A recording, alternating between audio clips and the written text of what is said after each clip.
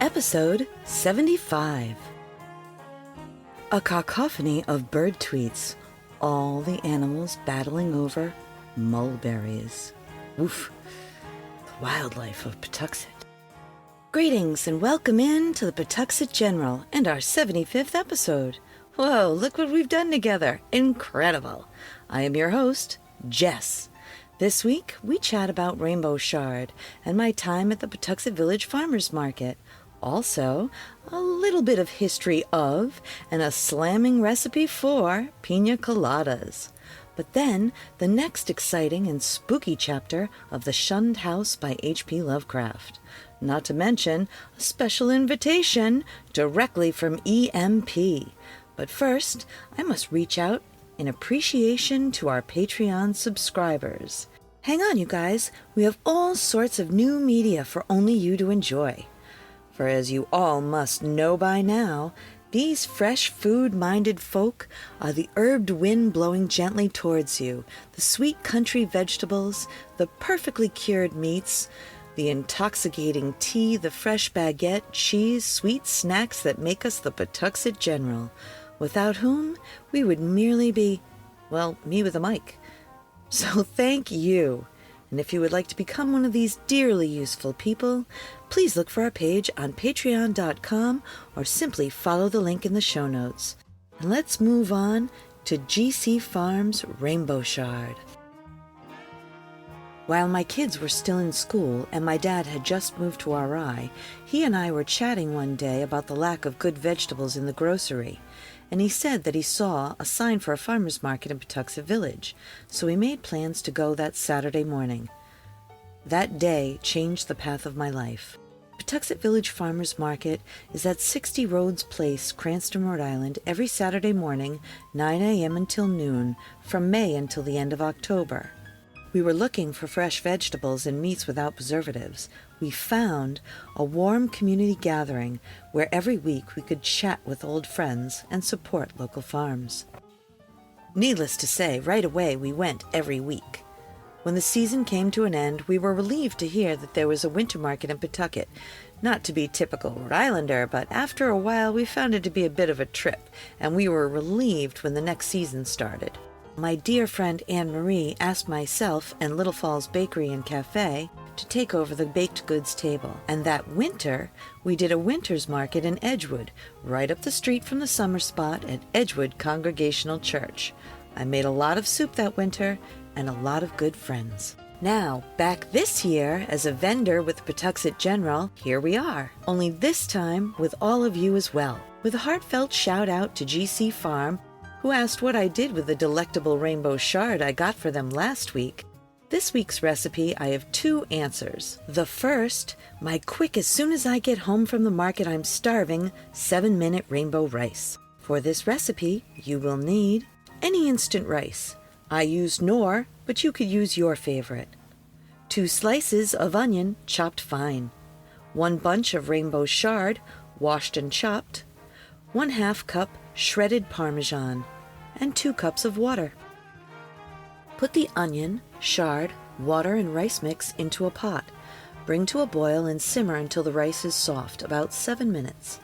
Remove from the heat, stir in the cheese, and poof, lunch right now.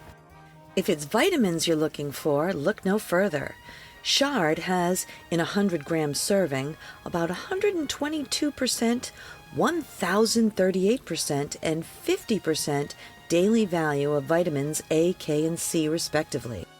I mean, wow, 1,038%? I'll have what she's having. Cultivated since 1636, it was first described in 1753 by Carl Linnaeus as Beta vulgaris. I'm assuming because it's red?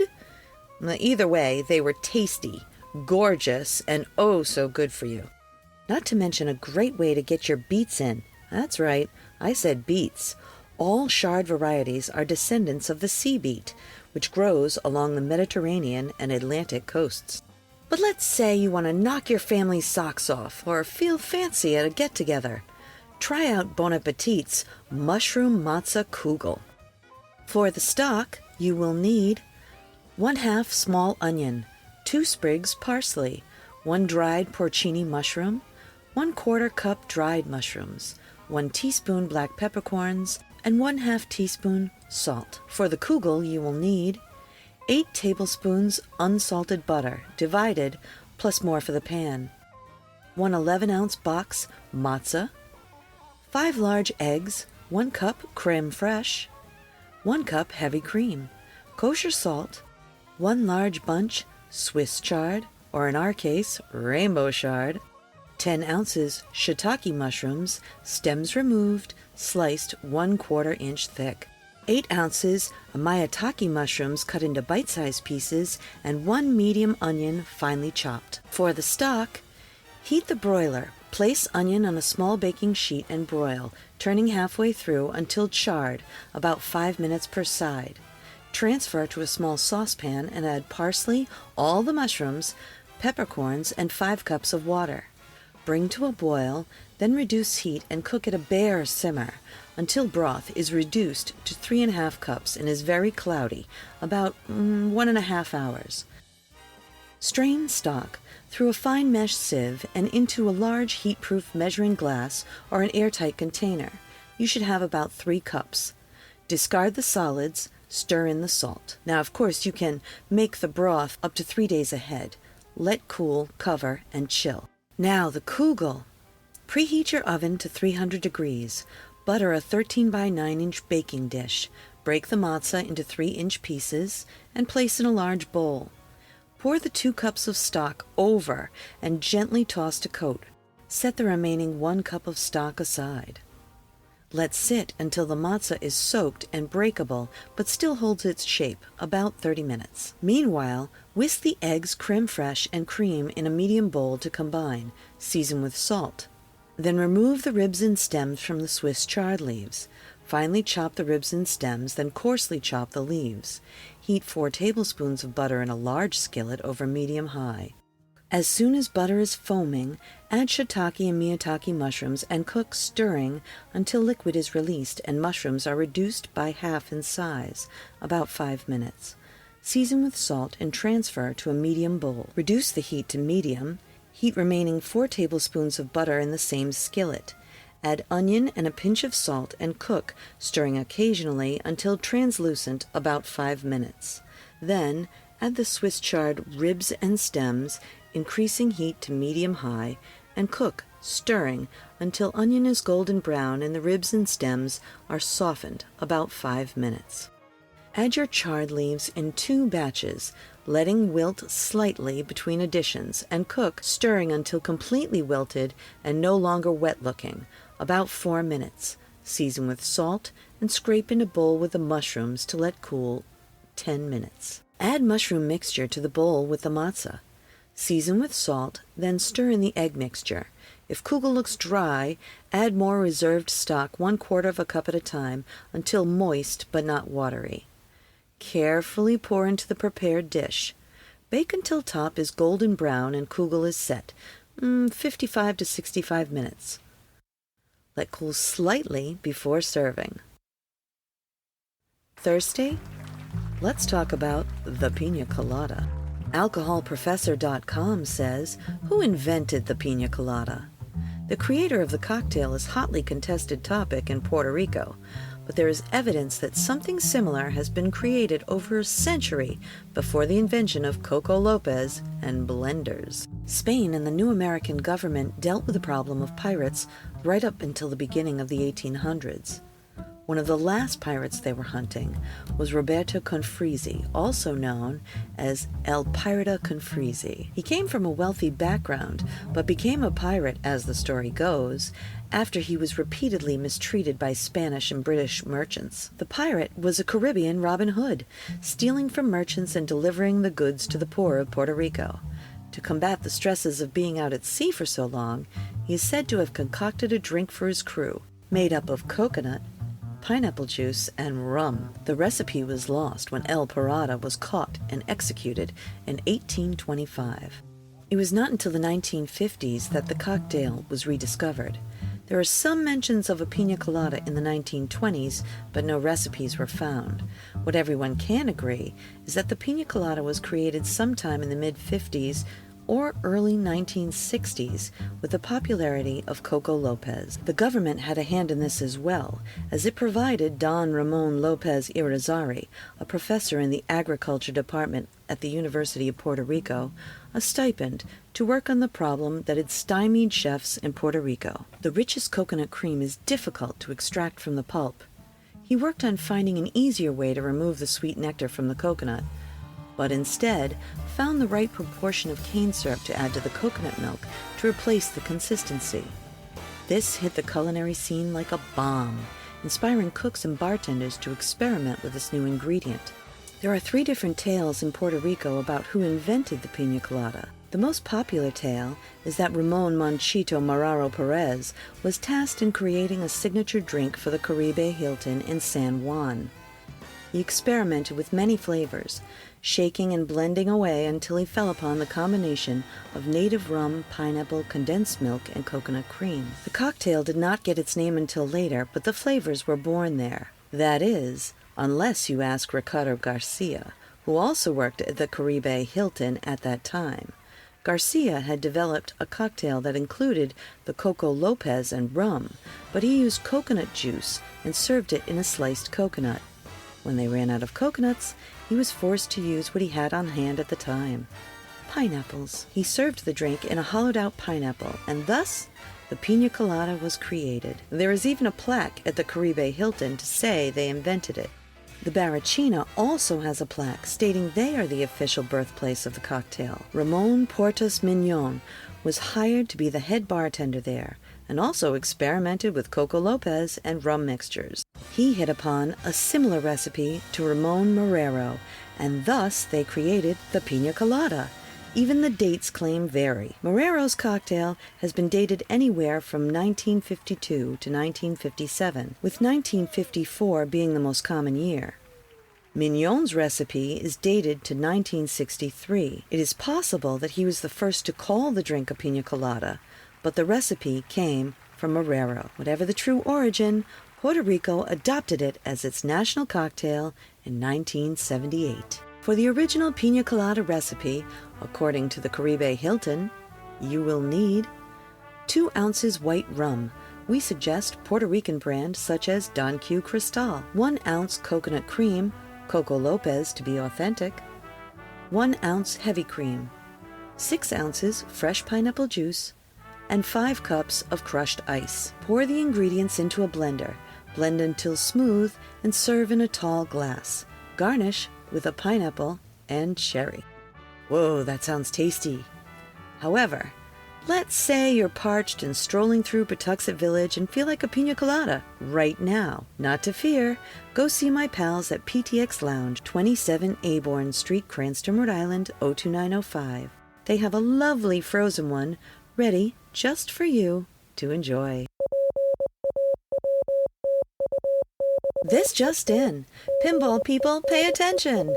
Electromagnetic Pinball Museum and Restoration is celebrating its 2nd anniversary on July 1st at their location, 881 Main Street, Pawtucket, Rhode Island, 02860. Come join their huge get-together. The doors open at 10 a.m. and close at 10 p.m. An epic pinball extravaganza. Complimentary cupcakes arrive at noon for all pinball people. First come, first served. You may even see me there. I like cupcakes. Spectacular pinball at EMP, July 1st. See you there.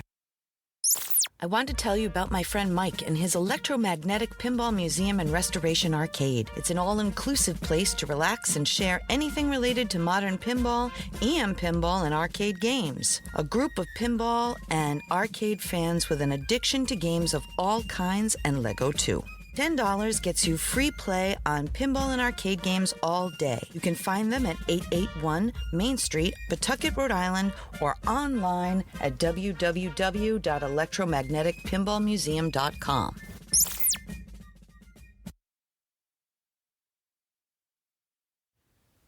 And now, in our House on the Corner series, the continued reading of The Shunned House by HP Lovecraft, Chapter 4.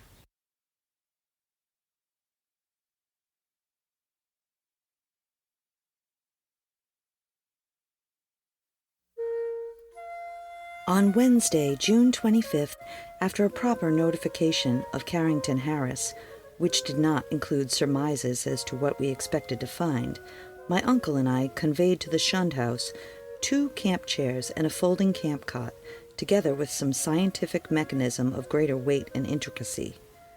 These we placed in the cellar during the day, screening the windows with paper, and planning to return in the evening for our first vigil.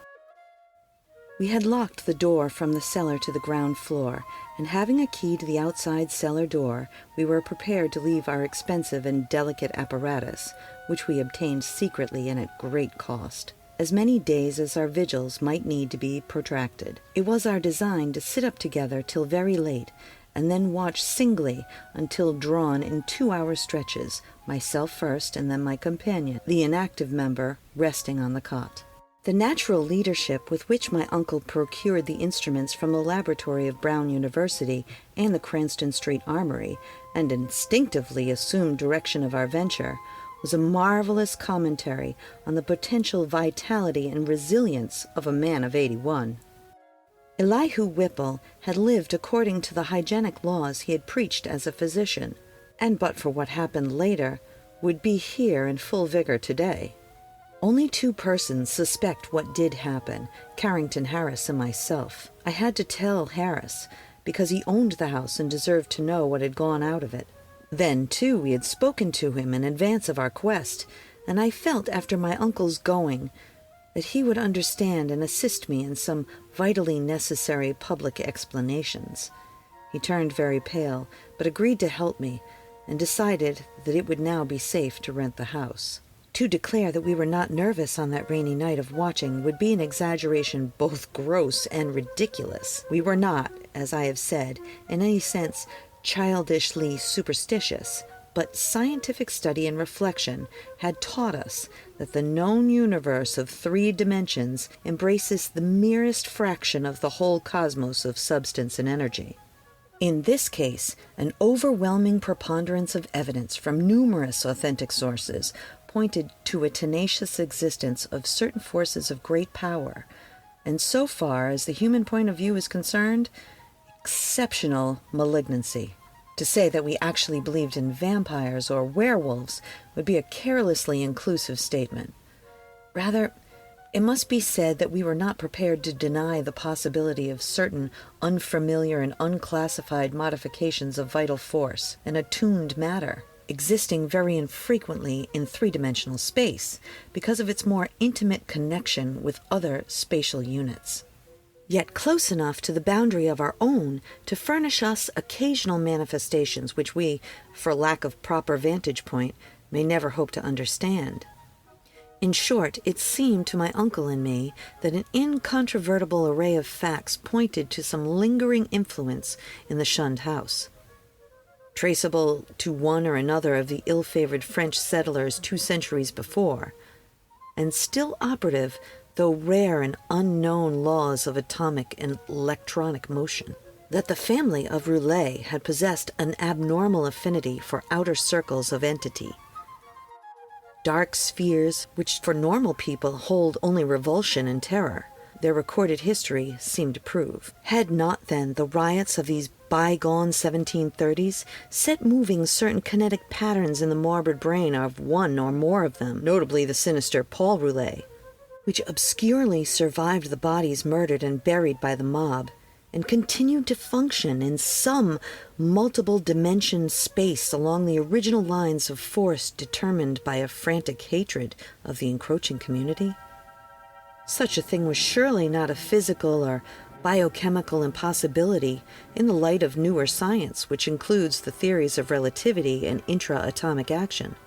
One might easily imagine an alien nucleus of substance or energy, formless or otherwise, kept alive by imperceptible or immaterial subtractions from a life force or bodily tissues and fluids of other and more palpably living things into which it penetrates, and which, whose fabric it sometimes completely merges itself.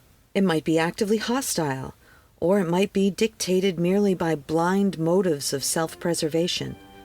In any case, such a monster must of necessity be in our scheme of things an anomaly and an intruder, whose extirpation forms a primary duty with every man not an enemy to the world's life, health, and sanity. What baffled us was our utter ignorance of the aspect in which we might encounter the thing. No sane person had ever seen it, and few had ever felt it definitively. It might be pure energy, a form ethereal and outside the realm of substance, or it might be partly material, some unknown or equivocal mass of plasticity, capable of changing at will to a nebulous approximations of the solid, liquid, gaseous, and tenacious unparticled states. The anthropomorphic patch of mold on the floor, the form of yellowish vapor, and the curvature of tree roots in some of the old tales all argued at least a remote and reminiscent connection with a human shape. How representative or permanent that similarity may be, none could say with any certainty. We had devised 2 weapons to fight in, a large and specially fitted Crookes tube, operated by powerful storage batteries and provided with peculiar screens and reflectors, in case it proved intangible and opposable only by vigorously destructive ether radiations, and a pair of military flamethrowers of the sort used in the World War, in case it proved partially material and susceptible of mechanical destruction. For, like the superstitious Exeter rustics, we were prepared to burn the thing's heart out if heart existed to burn. All this aggressive mechanism we set in the cellar in positions carefully arranged with reference to the cot and chairs, and to the spot before the fireplace where the mold had taken strange shapes. That suggested patch, by the way, was only faintly visible when we placed our furniture and instruments and when we returned that evening for the actual vigil. For a moment, I half doubted that I had ever seen it in the more definitely lined form, but then I thought of the legends. Our cellar vigil began at 10 p.m. daylight savings time, and as it continued we found no promise of pertinent developments.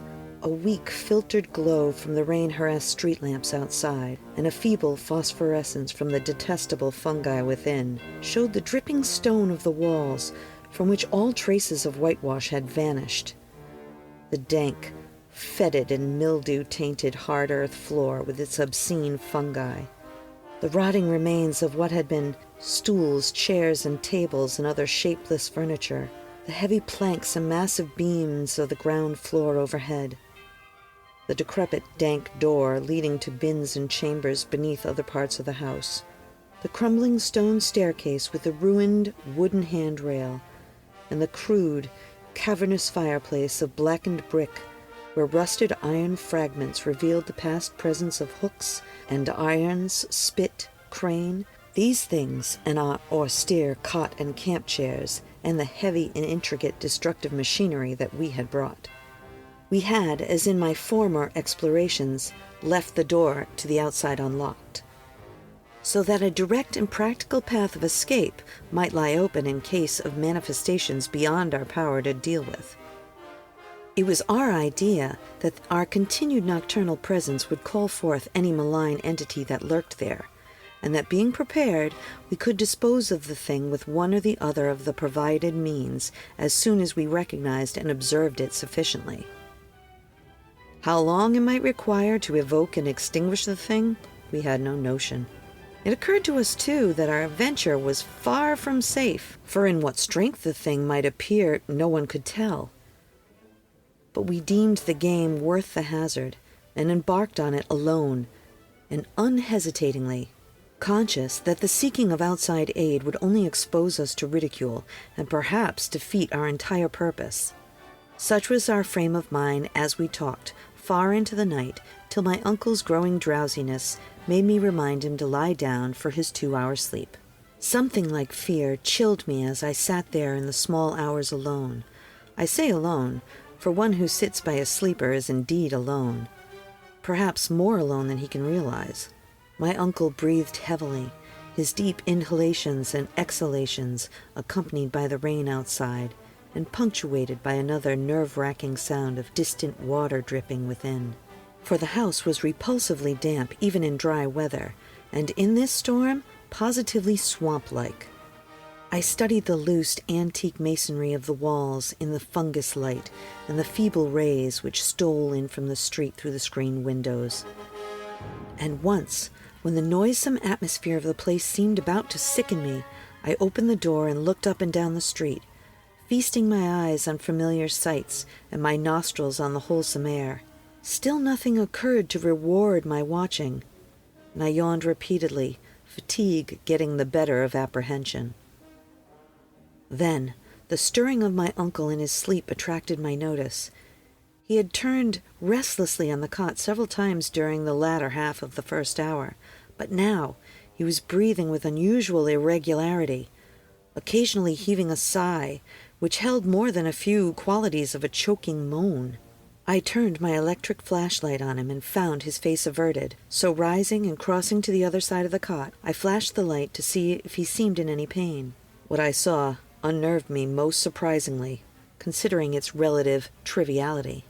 It must have been merely the association of any odd circumstance with the sinister nature of our location and mission, for surely the circumstance was not in itself frightful or unnatural. It was merely that my uncle's facial expression, disturbed no doubt by the strange dreams which our situation prompted, betrayed considerable agitation and seemed not at all characteristic of him. His habitual expression was one of kindly and well-bred calm, whereas now a variety of emotions seemed struggling within him. I think on the whole that it was this variety which chiefly disturbed me. My uncle, as he gasped and turned in increasing perturbation, with his eyes now and then started open, seemed not one but many men, and suggested a curious quality of alienage from himself. All at once he commenced to mutter, and I did not like the look of his mouth and teeth as he spoke. The words were at first indistinguishable, and then, with a tremendous start, I recognized something about them which filled me with icy fear, till I recalled the breadth of my uncle's education and interminable translations that he had made from the anthropological and antiquarian articles in the Revue des Deux Mondes. For the venerable Elihu Whipple was muttering in French, and the few phrases I could distinguish seemed connected with the darkest myths he had ever adapted from the famous Paris magazine. Suddenly, a perspiration broke out on the sleeper's forehead, and he leapt abruptly up, half awake. The jumble of French changed to a cry in English, and the hoarse voice shouted excitedly, "My breath! My breath!" Then the awakening became complete, and with a subsidence of facial expression to the normal state, my uncle seized my hand and began to relate a dream whose nucleus of significance I could only surmise with a kind of awe. He had, he said, floated off from a very ordinary series of dream pictures into a scene whose strangeness was related to nothing he had ever read. It was of this world, yet not of it, a shadowy geometrical confusion in which could be seen elements of familiar things in most unfamiliar and perturbing combinations. There was a suggestion of queerly disordered pictures superimposed one upon the other, an arrangement in which the essentials of time as well as space seemed dissolved and mixed in the most illogical fashion. In this kaleidoscopic vortex of phantasmal images were occasional snapshots, if one might use the term, of singular clearness but unaccountable homogeneity. Once my uncle thought he lay in a carelessly dug open pit with a crowd of angry faces framed by straggling locks and three-cornered hats frowning down on him. Again he seemed to be in the interior of a house, an old house apparently, but the details and inhabitants were constantly changing, and he could never be certain of the faces or the furniture, or even the room itself, since doors and windows seemed in just as great a state of flux as the more presumably mobile objects. It was queer, damnably queer. My uncle spoke almost sheepishly, as if half expecting not to be believed, when he declared that of the strange faces many had unmistakably borne the features of the Harris family. And all the while there was a personal sensation of choking, as if some pervasive presence had spread itself through his body and sought to possess itself of his vital processes. I shuddered at the thought of those vital processes, worn as they were by 81 years of continuous functioning, in conflict with unknown forces of which the youngest and strongest system might well be afraid. But in another moment, reflected that dreams are only dreams, and that these uncomfortable visions could be, at most, no more than my uncle's reaction to the investigations and expectations which had lately filled our minds to the exclusion of all else. Conversation, also, soon tended to dispel my sense of strangeness, and in time I yielded to the yawns and took my turn at slumber.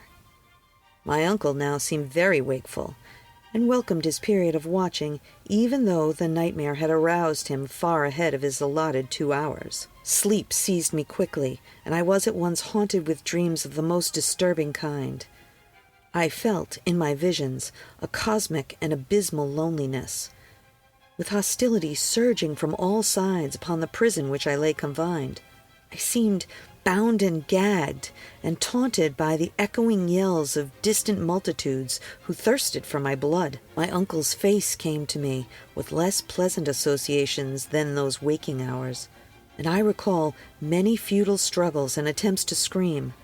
It was not a pleasant sleep, and for a second I was not sorry for the echoing shriek which clove through the barriers of dream and flung me into a sharp and startled awakeness, in which every actual object before my eyes stood out with more than natural clearness and reality.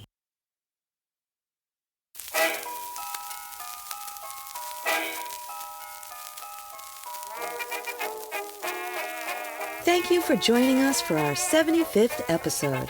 Every Saturday for the rest of the season, our high-quality pop-up general store will be at the Pawtuxet Village Farmers Market from 9 until noon, with our own baked goods, fresh bread from the favorite bakery, and unbelievable snacks from local businesses.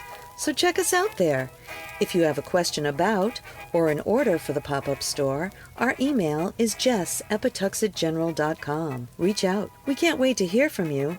But until then, I'll meet you right back here next time at the Pawtuxet General.